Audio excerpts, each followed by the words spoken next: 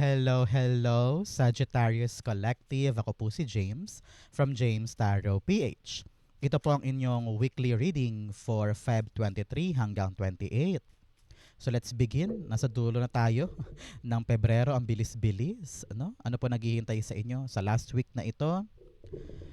Inhale, exhale. Holy Spirit, Spirit Guides, ibigay natin kay Sagittarius ang mga mensaheng dapat nilang malaman para sa linggong ito. In your overall energy, the Page of Swords. In the area of what you need to focus on, the Seven of Swords. In the area of what you need, meron po kayong the Nine of Pentacles. In the area of what's affecting your current energy, meron po kayong the Devil card. In your near future, meron po kayong the King of Pentacles. In the area of your challenge, meron kang the Three of Cups. Sa fortune, meron po kayong the Knight of Pentacles. Beautiful. In your divine messages, meron po kayong the High Priestess. At ang outcome nyo po para sa linggong ito po yun. Mamaya sabay-sabay natin siyang bubuksan sa dulo ng ating reading. But first, mga Sagittarius, thank you po muna sa lahat po ng hindi nag-i-skip ng ads. Nako, yan lang po talaga yung tanging paraan to support me every time po na meron tayong libreng reading for you. Salamat din po sa bawat like and comment. Malaking tulong po yan sa bawat uploads ko po para sa inyo. So keep on liking, keep on commenting. Malaking tulong po yan. Thank you po. So, in the background of your reading for the week, the Five of Swords. Sabi dito, Sagittarius, ngayong linggong ito, kayo po'y pinapayuhan ng iyong spirit guides na piliin natin yung mga kapatol-patol sa buhay. Piliin natin yung pagsasayangan natin ng effort, ng pawis, ng luha, ng bunganga, no? Hindi lahat ng laban dapat nilalabanan. Hindi lahat ng tao dapat pinapatulan. This is all about you choosing what's worthy of your time. Choosing what's valuable para sa'yo. Okay? Kaya kung medyo may gusot dyan, naku, wag nang i-big deal. Learn to pick up yourself and move along. Move along away from the drama, away from the issue, away from something na talaga namang sisira lang ng araw mo. Panahon to para i-prioritize natin yung ating pag-unlad kaysa yung mga bagay na pangit. Okay? Halimbawa, sa palengke ka nagkatrabaho, meron kang pwesto, tapos kaaway mo halimbawa itong katabi mong nagtitinda ng isda. So kahit anong sabihin niya, hayaan mo. Kahit anong parinig niya, hayaan mo. Ikaw, busy ka sa trabaho mo. Ito ang unahin natin, ito ang alagaan natin kesa i-prioritize siya. Okay? Importante yan. Partneran natin to ng card of the week. Meron kang collaboration. Collaboration achieves greater goals. Ngayong linggong daw ito, Sagittarius, matuto kang makisama. Matuto kang makibagay. Kaya kung medyo may mga gusot-gusot at medyo naiirita ka sa ibang tao, hayaan mo na. Ang importante, makipagtulungan. Ang importante, matapos natin yung dapat tapusin and do not engage in any unpleasant things. Okay? Importante yan. In your core energy, meron po kayong the Page of Swords. Page of Swords, sinasabi dito, Sagittarius, wag bira lang bira, wag laban ng laban. Wag ka daw basta-basta magkasalita agad-agad without thinking things first. Okay? Kitang-kita ko dito yung kawalan ng preparasyon, kawalan ng paghahanda. Laban lang, bibira lang, nagkasalita lang, kikilos lang, a-action lang ng hindi pinag-isipan. Kaya pinapayuhan ka dito, Sagittarius, this week to really think hard enough first before you say yes, before you make a move, before you react on something. Okay? Kailangan dito pinag-aralan, binusisi. Kaya importante muna makipag-usap ka ng maayos. Magtanong ka, kumpirmahin kung legit ba o hindi, kung kapatol-patol ba o hindi, o kung dapat ko ba tong aksyonan o hindi. Kailangan armasado ka ngayon, Sagittarius, ng impormasyon. Impormasyon na magagamit mo, na armas mo para hindi ka magkamali sa bawat galaw. Nakita ko dito na bumitaw ka daw muna pansamantala sa mga GC, sa mga email or text chain or call chain kasi baka mamaya madamay ka daw sa problema ng iba. Parang ganon. So, now is the right time for you to pick your battles and choose yourself first this week, okay? Importante yan. Clarify natin to. Page of Swords. You have the Two of Pentacles. Yes, masyado ka na daw busy para mandagdag pa ng mga bagay na hindi naman kadagdag-dagdag sa buhay mo, di ba? Example, busy-busy ka na nga sa pwesto mo sa palengke, yung isda, yung gulay, lahat-lahat minamanage mo. Tapos, papapasokin mo pa ba yung issue ni Kumare or yung butangerang bibig ng katapat mong tindahan? Syempre, hindi na, di ba? So, balansehin mo lang yung mga bagay na importante and piliin ang bawat laban. Okay? Kapag alam mo naman yung truth, pag alam mo naman yung mga dapat mo panghawakan, kiber ka na eh. Confident ka na, di ba? So, just be balanced this time. Kung ano yung mga dapat pahalagahan, yun ang pahalagahan. And then, sabi dito, conserve your energy. Alam mo, narinig ko, wag daw bibigla ng aksyon porke may narinig ka na impormasyon about something or someone. Example, si kumare mo lumapit, sabi, uy, Sagittarius, sabi ni ganto, ganto ka daw. Ikaw naman, bigla ka na lang sumugod, ng away ka na lang without balancing the issue or without balancing the information. Tingnan mo munang mabuti, parang, totoo ba yan? Legit ba yan? Narinig mo ba talaga yan? O kwento-kwento lang? Balansehin mo muna before we fight. Para kung ano man yung action mo na yan, hindi mo pang hinayangan sooner. Okay? Importante yan. So, Sagittarius, tanungin kita ngayon, ano ba itong mga pinanghahawakan mo na gusto mong maplansya na, gusto mong maayos, at ano yung mga impormasyon din na hinihintay mong dumating? I-manifest na natin yan para maganap sa buhay mo this time. Comment down below, it will be yours. Okay? In the area of what you need to focus on, meron po kayong the Seven of Swords. Sabi dito, Sagittarius, na alam ng yung spirit guides na minsan, meron kang trust issues sa ibang tao. Parang ayaw mo magtiwala, ayaw mo agad makinig, parang feeling mo, kaya ko na itong gawin mag-isa, no? Narinig ko dito, this is the right time for you to avoid other people. I don't know why. Parang iwas ka na lang, layo ka na lang, wag mo na muna silang pakisamahan or wag mo na munang i-dwell pa because ramdam mo naman nakakasira sila ng araw, nakakasira sila ng diskarte, nakakasira sila ng mood, no? Kaya panahon talaga to really work on your own. Meron kang ginagawa ngayon, no? Meron kang inaasikaso. At ramdam mo kasi na kapag nandyan yung mga asungot, lalo ka nahihirapan, nawawalan ka ng focus, gusto mong patulan, gusto mong magalit, gusto mong mairita. Kaya ngayon, you need to really choose the right people that you get along. Para kung ano man tong inaasikaso mo, ay talaga namang matapos. You have collaboration here in your background energy. Tinatawag ka to collaborate with the right people, with the right group, with like-minded people. Kaya yung ibang tao dyan, na alam mo naman, ramdam mo naman na hindi nakakatulong, bitaw. Mahirap bitawan yung mga yan, pero yun ang kailangan eh. So now, walk away from something na talaga namang hindi nakakatulong. Choose yourself and work this in shadows. Kung meron kang mga taong dapat makausap, dapat makolaborate, yun, go push. Gawin mo makakaya mo para makipag-collaborate sa kanila in a different way. Pero yung mga dapat mo talagang layuan, naku, layuan na yan. Okay? Clarify natin to. So Sagittarius, kamusta ka ngayon? What are you doing? Kamusta ang buhay-buhay? Kamusta ang weather sa inyong lugar? Comment down below. Seven of Swords being clarified by the Seven of Swords. Meron kang 7-7. You are really lucky this time to do the right thing.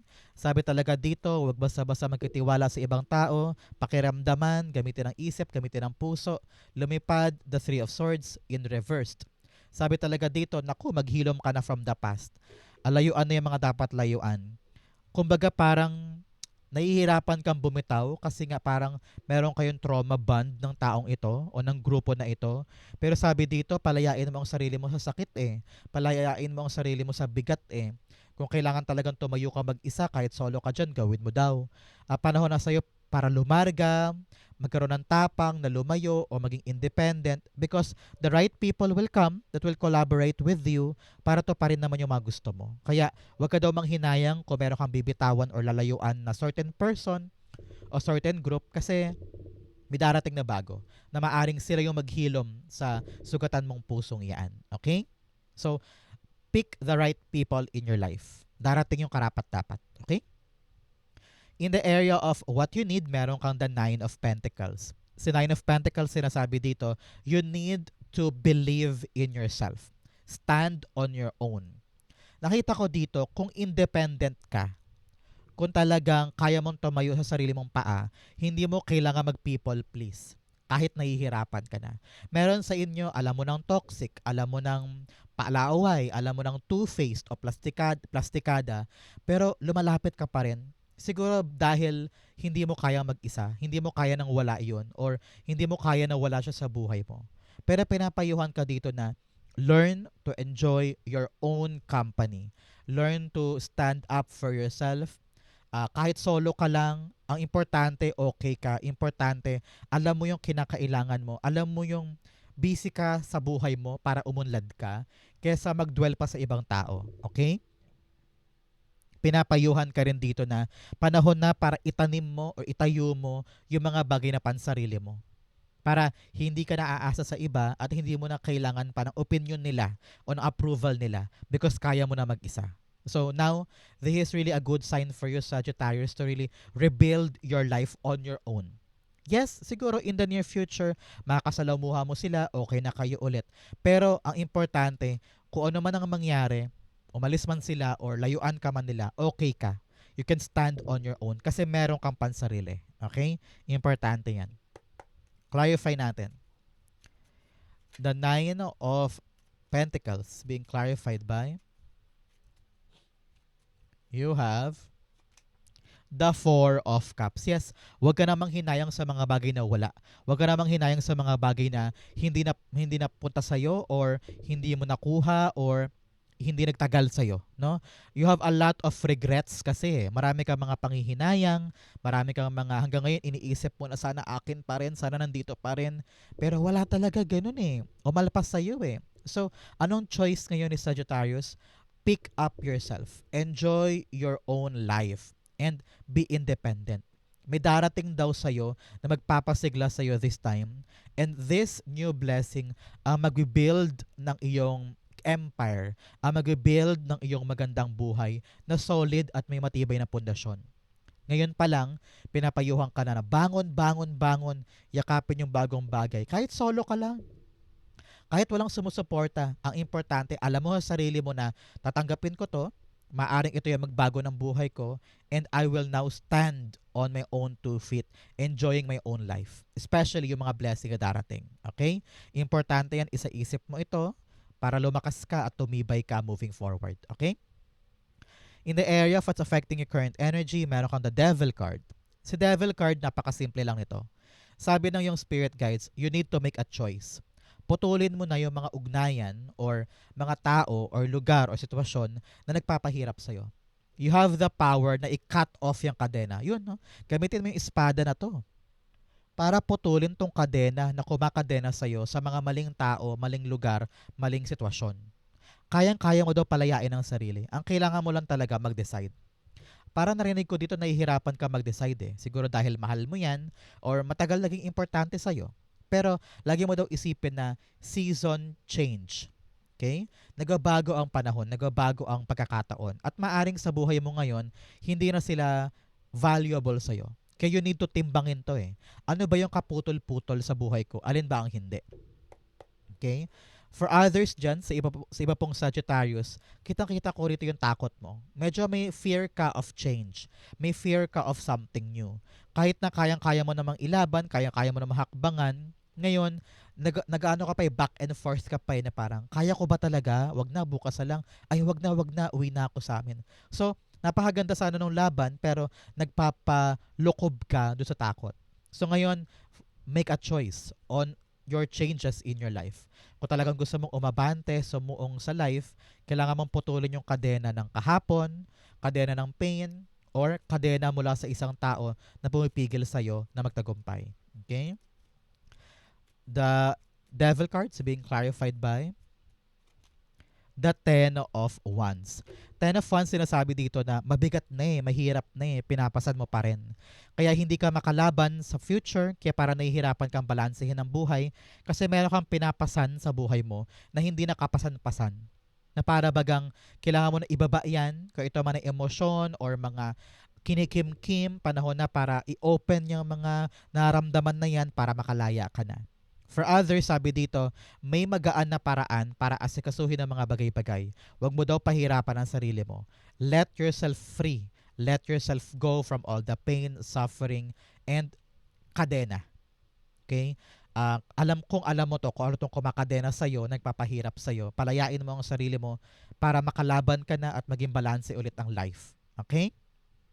Especially in your near future. Eto ka, kitang-kita ko dito na sinunod mo yung utos o sinunod mo yung payo na palayain ang sarili sa lahat ng bigat at maging palaban sa mga pagbabago. Nakikita ko na you are now standing up in your own 2 feet, embracing this new blessing na talaga nagpayaman sa'yo. Maraming meaning yung mayaman. Maaring mayaman ka sa lapi o mayaman ka sa kaibigan or mayaman ka sa career path na choice mo. Pero dito kitang-kita ko talaga successful ka na kung ito man ay negosyo yan, or trabaho to, or career path, kitang-kita ko dito that you're enjoying the fruit of your hard work. No? Pinaghirapan mo to naging master ka na dyan At kitang-kita ko dito that you are really happy with what you have created sa buhay mo. Kumbaga, hindi mo na kailangan pa ng approval ng iba or people pleasing sa iba kasi kinaya mo mag-isa Kinaya mong itayo yung sarili mo at magkaroon ka ng tagumpay on your own. Kaya napaka-empowering nito. Buti tinanggap mo yung opportunity. Buti binuksan mo ang sarili mo sa bagong pagkakataon na nagpabangon sa'yo. Ngayon, I'm seeing you having a future of stability, assurance, security, no? Talaga namang okay ka long term. This is something long term na pagkakaabalahan mo. Set off ka na. At ramdam ko dito yung payapa at saka kontrolado mo lahat Gamay na gamay mo yung mga bagay sa buhay mo. Which is good for you. Congrats po.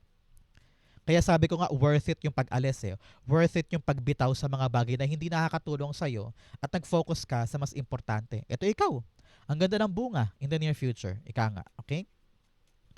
King of Pentacles. The Hierophant. Yes, now you're on the next level. Kita-kita ko dito yung pag-angat ng buhay mo. At talaga namang hindi ka nakatulad dati. Parang nagbago talaga yung pananaw mo sa pera, pananaw mo sa pangarap, pananaw mo sa career, pananaw mo sa sarili mo. Nagbago lahat yon. You stepped on a different level sa buhay. Pinapayuhan ka dito, Sagittarius, na keep on your commitment dito Kailangan talaga pinapanindigan mo tong bagay nito. Kung ito man ay kaperahan, negosyo, trabaho, career path, or project na alam mong long-term ang bunga sa'yo, kapitan mo. No? Be committed, be responsible para ito tumagal sa life. Sabi rin dito, palawakin mong isip mo Make sure na gumagawa ka ng mga makabagong paraan para alam mo yon yung maging updated at saka maging pasok sa panahon ngayon yung ginagawa mo para lalo siyang tumagal as time goes by. Okay? Good for you. In your challenge, meron kang escapism and jumbled thoughts. Sabi dito, gulong-gulo ang isip mo, kaya lahi kang tumatakas, lahi kang umaalis, lahi kang umiiwas. Okay? Sabi na yung spirit guides, huwag nang iwasan yung dapat harapin para magkaroon ka na ng malinaw na pag-iisip tungkol sa kanya o tungkol sa bagay na yan. Hanggat gulong-gulo ka pa, lagi kang lumalayo, lagi kang naghahanap ng escapism or excuse or distraction. Ngayon, alisin ang mga distraction, harapin ang issue para mabuo sa isip yung laban at wala ng kalituhan. Okay? Importante yan. Especially here, in your challenge, you have the 3 of Cups. Sabi dito, puro ka, I don't know why, naghahanap ka ng dahilan para hindi gawin yung isang bagay. Puro indulgement, puro hayahay, or you're enjoying things too much, na nauubos na yung oras mo at dapat mo ilagak sa importante. Example, meron kang dapat asikasuhin na dokumento or proseso pero hindi mo ginagawa. Gumigimik ka or nagkakantahan kayo sa baba or nakikipagchismisan ka o di kaya nagbabakasyon ka agad-agad kahit naman hindi ito ang time para magbakasyon kundi para harapin yung dapat harapin. So, avoid overindulgence. Parang sabi dito ngayong linggong ito, Kung merong magyaya na lumabas, kumain, magwaldas, or gumimik, learn to say no. Kasi sabi mo, hindi pa ito yung panahon para magsaya ako or para maglibang ako or sayangin ko yung oras ko sa hayahay. This is really a week for you to really pick up yourself and fight for the right direction. Okay? Sabi dito, saka ka na mag-rejoice, saka ka na magsaya or diwang dyan. Ngayon ang panahon ng pagkilos natin para sa pagbalanse ng ating life. Okay? Three of Cups. The Ace of Swords. Yes, kailangan malinaw sa'yo kung ano yung mga bagay na umaagaw na yung atensyon at nagpapadistract sa'yo.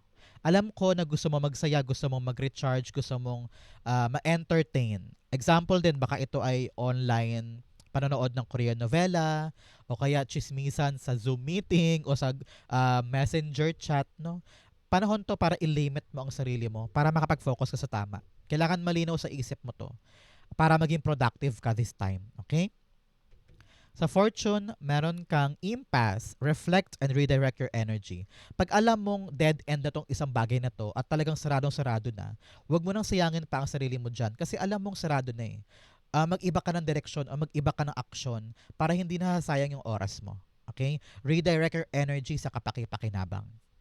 You also have a breaking trail. A breakthrough is at hand. Yes, kung ano man daw pong pinaghihirapan mo ngayon o kinakaharap mong issue, huwag kang mag-alala.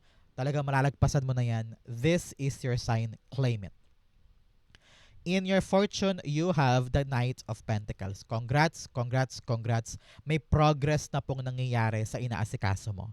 Meron kang ginagawa meron kang pinagtsatsagaan or meron kang transition or course of action na ginagawa this time at unti-unti na po itong umaandar in your favor. Okay? Kumbaga yung plano gumagana, yung strategy mo talagang okay, swak na swak. Payo dito, Sagittarius, na huwag ka magmamadali. Hindi porkat sinabi ko na gumagana, ibibilisan mo na. No? Sabi dito, slowly but surely. Okay? Hindi dapat nagmamadali, hindi dapat nirarush. Dahan-dahan lang, paunti-unti lang para bawat hakbang tama. Okay? So ngayon, enjoy the journey. The plan is working. So make sure na nakatutok ka talaga dyan at sinisiguro mo kada step ay tama. Huwag kang pakampante porque sinabi kong the plan is working. So make sure na bawat hakbang mo yung pinag-iisipan ulit. Okay? Knight of Pentacles. Yung, naku, napakadami. Ito ang lumabas. You have the Knight of Wands. Wow, it's all about movement. It's all about your passion. Sabi dito, wag kang mag-alala or wag kang masyadong matakot kung mabagal ang andar o kung paandap-andap. Okay lang yan. Don't worry. Ang importante, umaandar, may nangyayari. May movement. No? So keep that passion alive. Keep that love alive sa'yo na ipaglaban. No? At maging energetic ka pa din. Because nakita ko dito may good news ha. Para po sa ibang Sagittarius, may good news sa darating na magpapaabante ng plano mo. So congrats, congrats, congrats. Para po sa iba, paalabin mo yung iyong pag-ibig at ang iyong kumpiyansa, ang iyong motibasyon na ilaban yung plano kasi it's working in your favor. Okay? Congrats, congrats po. I-claim mo to para sa'yo to. In your divine messages, meron kang what do you need to release? Ano daw po ba yung mga dapat mong pakawalan this time, especially with the Devil card here, with the past, with the Three of Swords, na maaring nagpapasagabal sa buhay mo at nagpapaka-unbalanced. No? So now, para bumalik yung balanse ng buhay at makalaban ka sa mga dapat labanan, pakawalan mo lahat ng takot, insecurity, maling tao, no? Para gumaan ang buhay. You also have look at the bigger picture. Yes, lawakan mo ang isip mo, lawakan mo ang pananaw mo para makita mo yung importante sa hindi. Kung lagi kang busy sa mga gaan at very, very distracting things, paano mo daw maasikaso yung mga dapat asikasuhin? So, look at the bigger picture. Isakripisyo yung dapat isakripisyo, yung mga gimmick-gimmick para magawa mo yung dapat gawin this time. Okay? In your divine messages, meron po kayong High Priestess. Sabi dito, marami kang mga bagay na hindi mo naiintindihan, pero gusto mong ilaban. Ramdam mo yan sa puso mo So, listen to your heart. Listen to your intuition. Especially pag may kutob ka sa isang bagay or meron kang alinlangan sa isang bagay, pakinggan mo yun. Don't make rush decision kapag hindi ka pa desidido. Kapag ramdam mo na parang may agam-agam ka pa. Sabi ko nga sa inyo kanina, di ba, parang huwag kang sugod na sugod. Pag-aralan mo, timbangin mo para makita mo kung tama ba o hindi. Listen to yourself, okay?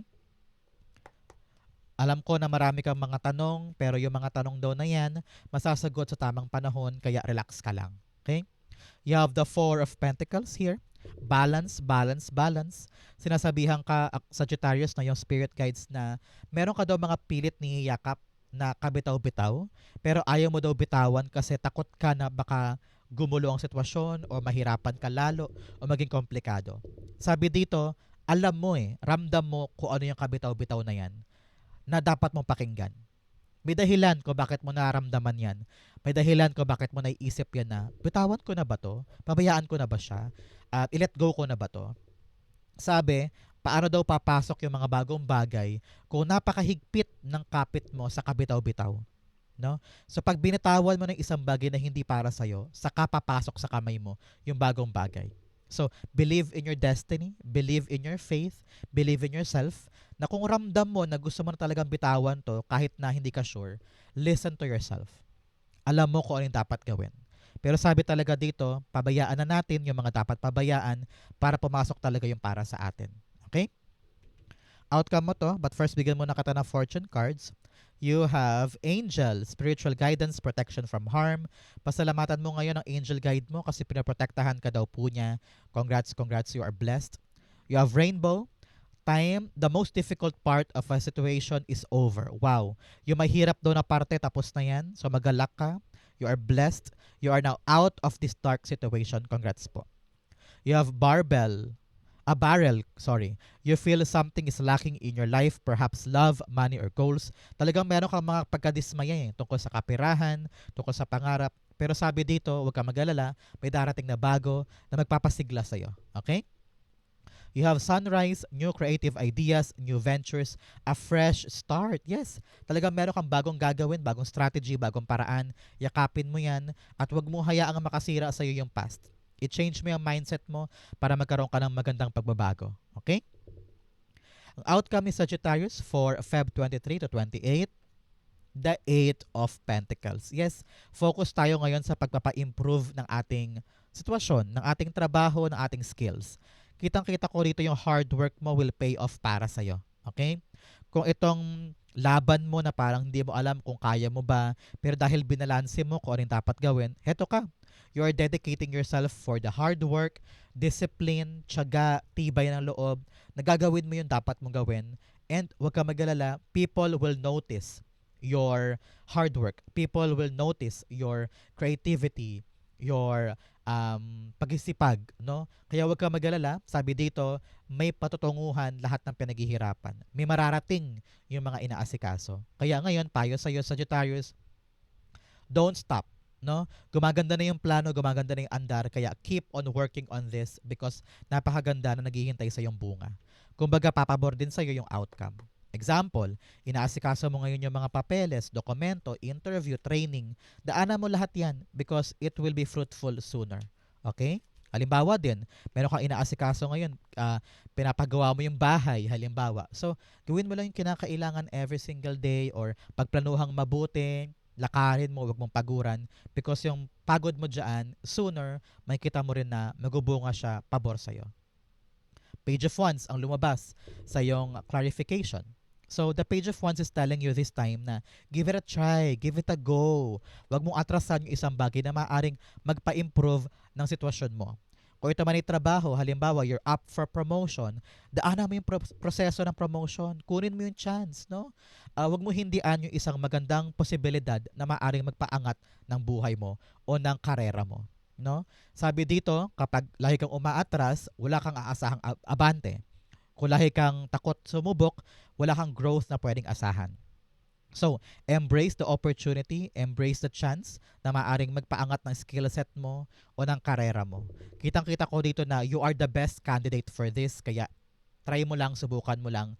Maaring ito na yung chance mo to level up. Okay?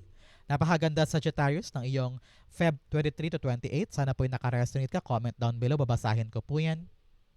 Thank you, Holy Spirit, Spirit Guides, for the clarity and messages na dapat malaman ng mga Sagittarius today. Thank you po for watching hanggang dulo. I love you. This has been James for James Tarot PH. God bless everybody.